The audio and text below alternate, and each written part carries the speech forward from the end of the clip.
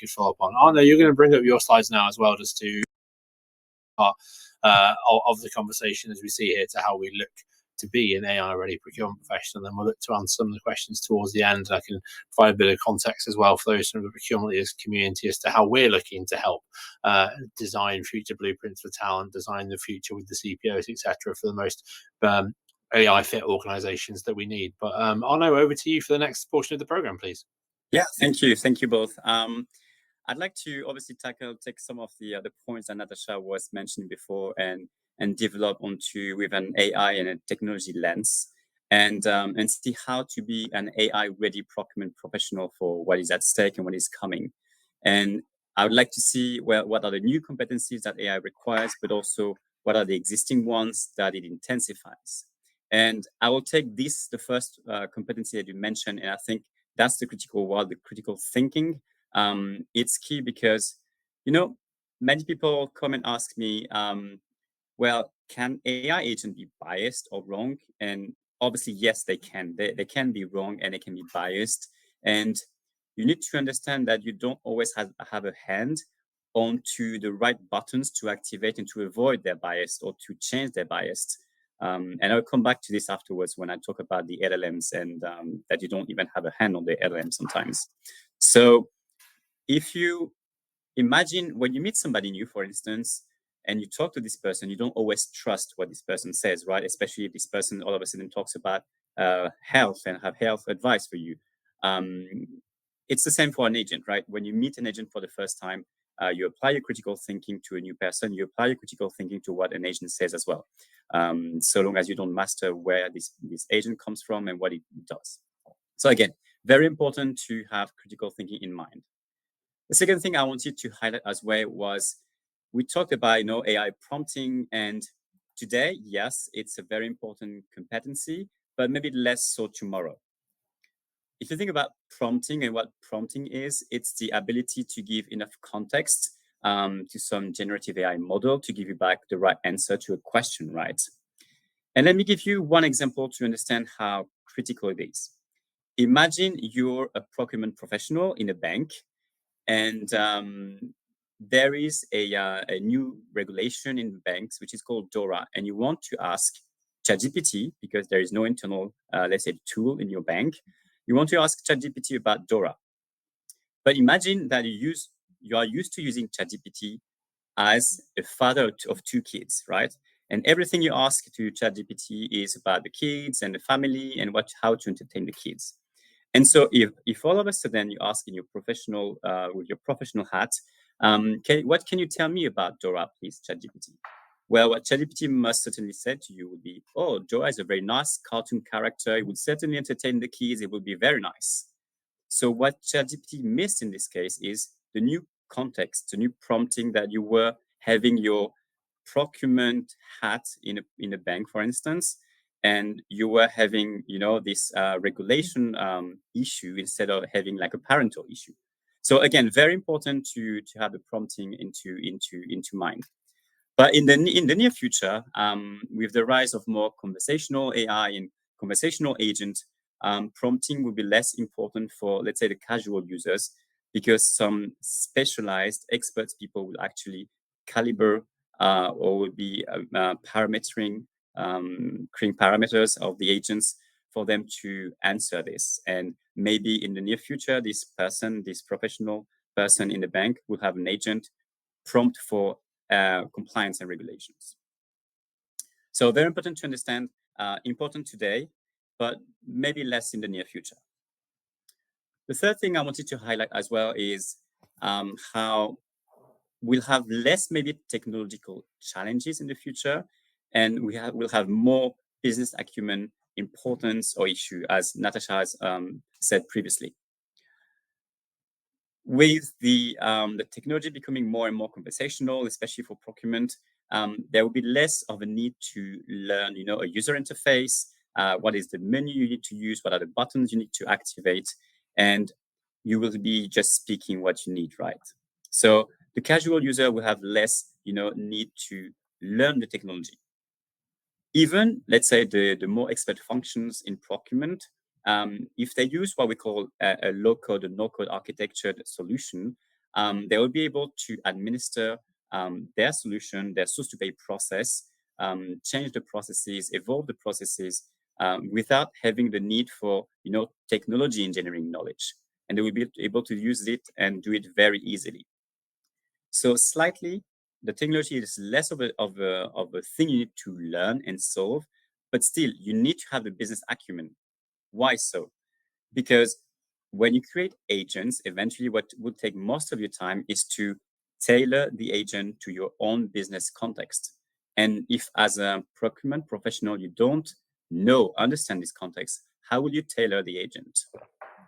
Let me give you an example. Imagine you want to create an agent for autonomous sourcing on transportation. And if you're a buyer for, let's say, a pharmaceutical company, or if you're a buyer for a luxury goods company, you don't use the same transportation. For the first one, you will use maybe refrigerated trucks, and for the other ones, very small quantities and very high-end types of transportation. And so you need, in both cases, to understand what is the business in which you work to create this criteria for the agent to work properly. So again, business acumen, very important in the light of tailoring the technology to your needs. This being said, I wanted also to go back to critical thinking and the bias that you may encounter with the technology. And one way to avoid the bias is to control what I call the source of truth upon which AI works, right? Whether it's generative AI or the agentic AI. And when you use ChatGPT, like with the general public, the source of truth is the internet. Whether it's wrong or right on a certain subject, it's the source of truth. But in your companies, the source of truth, the truth is relative, right? Your business is very particular, and each company has different business objectives, different contract templates, saving targets, or even classification, what is a direct spend or an indirect spend, right? And so it's very critical for you and important to know what is your source of truth. And for procurement, two items are very important. It's the golden records, the golden record of suppliers and the golden records of contracts. You need to have these right and unified. Otherwise, you get only a partial story of your risks, of your spend, and you even like some volume, let's say, consolidation opportunities, and you miss some saving opportunities. And a second thing you need to be aware of, because I see a lot of companies expecting AI to solve their fragmented stacks of technologies, right? In terms of AI, if Gen AI works or AI works on a very fragmented stack of technologies and different databases for suppliers, contracts, and all the likes, it will deliver fragmented results.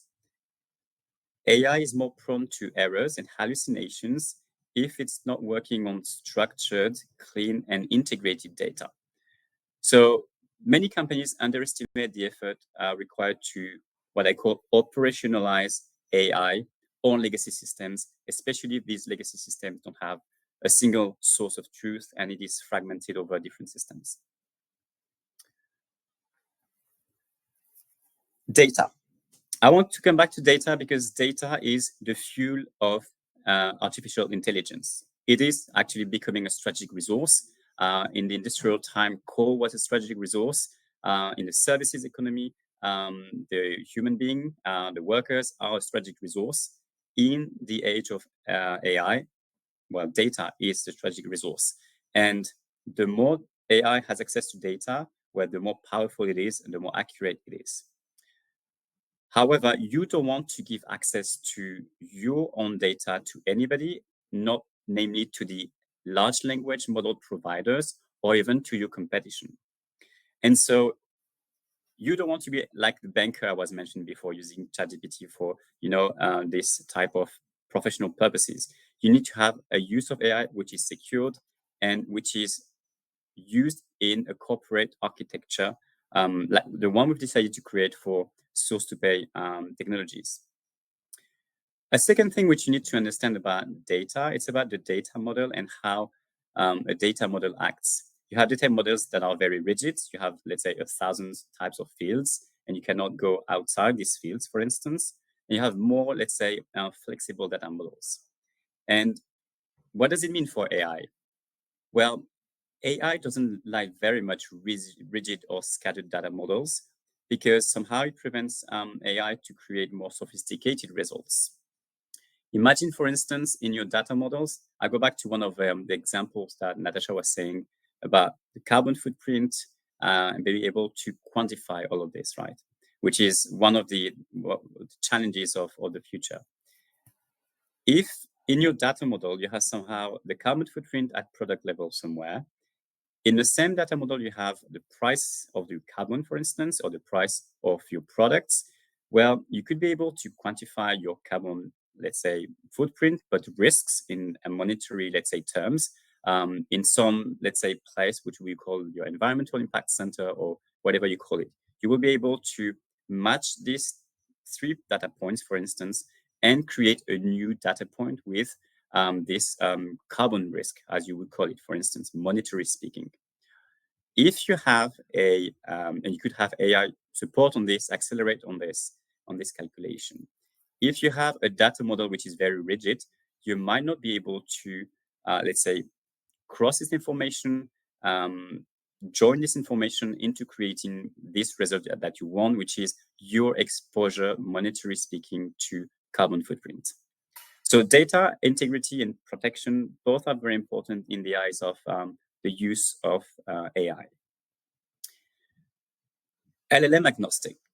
Large language models, unless you've been creating your own in your own companies, actually there are very few on the market. You have OpenAI, you have Google, you have Mistral, you have about like 5 to 7 players on the market. And you don't have a hand on their training strategy, right? And so at some point, if their LLM training strategy is not aligning with your own business strategy, and if your systems, specifically your procurement systems, are only tied up to this LLM, where you will have something working against you, right? You might not be able to award your RFP like you want, or whatever is the example. If, for example, the LLM decides that there is only one contract template that is valid and understood by the LLM, well, how will your company work with their 5 or 7 templates, for instance? So it's very important to be LLM agnostic for your source-to-pay platform as well as for your other systems. And you also need to understand that all the LLMs are not equal and not the same. Some are quicker in retrieving an answer. Some are deeper in the knowledge that they provide to the answer. And so that's why we chose as Ivalua to be able to connect to several LLMs and even to be connecting to different LLMs depending on the request you want to send out for more efficiency or more relevance on the answer you receive. So these were like three points I wanted to bring up around LLMs and generative AI. Now, obviously, we mentioned that we are getting into the agentic AI era, right? And for this new era, I wanted also to call out three items which I think are very important. And the first one is to control the agent decision criteria. One, to make sure the answer is aligned with your business goals. Second, almost as important, to make sure you are still auditable. And most of your companies need to be auditable, whether it's regarding sustainability reports or even because you have some financial reports. So very critical to understand the criteria so that you don't undergo this black box effect. Second, keeping the human in the loop. As Natasha said, there is no accountability of the agents. If there is accountability, it's of a human being. And if there are prosecutions and somebody to be sentenced, well, it's a human being. So you don't want everything to be automated because eventually you will be accountable for some of these decisions. And that's why you need to keep the human in the loop at some gateway points where you need to approve a vendor list, to approve an awarding scenario, etc., etc.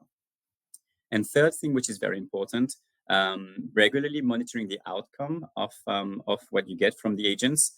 Very much at the beginning, obviously, to make sure, as if you had a trainee, that the output you get, well, you trust the output. But even so, later on, when you trust the output, to make sure there is no deviation from what you want. The good news is you might be able